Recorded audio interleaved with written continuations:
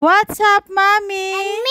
Samahan nyo kami ni Bella sa aming A Day in My Life dito sa probinsya. Maaga pa lang nagasikaso na ako ng mga tupiin. Inaantok na kasi ako kapag gabi ko na to tinupi. Katapos ko nagtupi, inayos ko naman yung mga hanger para hindi kalat-kalat. Para kapag ginamit ko uli, hindi magulo. Pagkatapos nito, ilalagay ko lang to sa may CR. Doon ko isasabit, doon din naman ako nagsasampay. Natapos na rin sa wakas. Pagkatapos ko nagtupi, hinanap ko yung walis tambo. Naghanap ako sa kusina, sa likod ng pintuan, nasa kwarto lang pala.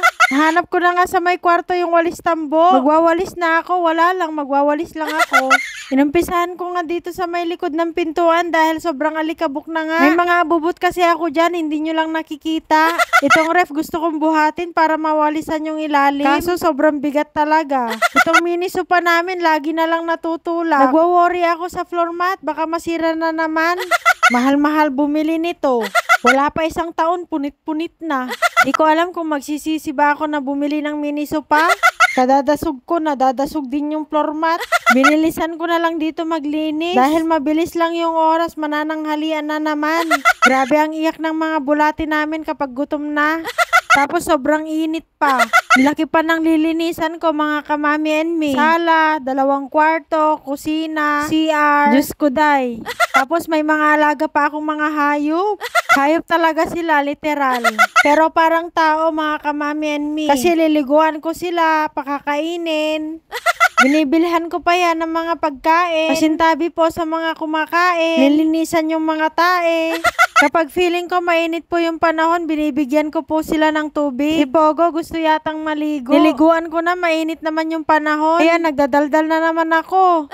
Minsan parang hindi ako kontento sa ginagawa ko, nagdadamo pa ako sa labas po ng bahay namin. Sobrang lawak pa po ng space sa palibot po ng bahay namin. Sobrang dami nang damo ang tumutubo. Lalo na ngayon, madalas na umulan. Yung iba na hindi ko na kayang madamuhan, hinahayaan ko lang. May balak po kasi akong bumili ng sprayer para i-sprayan ko na lang yung mga damo. Pagkatapos kong aliguan si Pogo, nilipat ko muna siya dito sa ilalim ng puno. Brinash ko nga muna yung harapan ng bahay namin. Malikabok po kasi at saka mabuhangin. Pagkatapos nagasikaso na ako ng pananghalian namin ni Bella, kumuha ako ng malunggay. Gagataan nga natin to. Idea ko lang to kasi wala kaming stock na ulam. Marami namang malunggay. Ano pa bang gagawin dito? Syempre, uulamin ko na yan.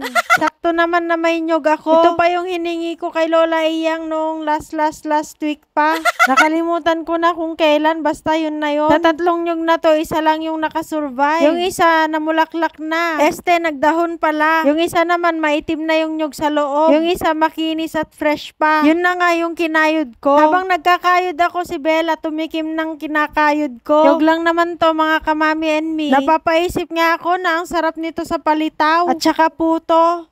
Favorite ko po yun ng bonggam-bongga. Sinalang ko na yung napiga kong gata. Mabilis lang tulutuin dahil hindi ko naman nilagyan ng tubig. Mahina lang yung apoy para hindi maluto agad yung gata. Kapag nilakasan mo ang apoy, baka maging latik na to agad.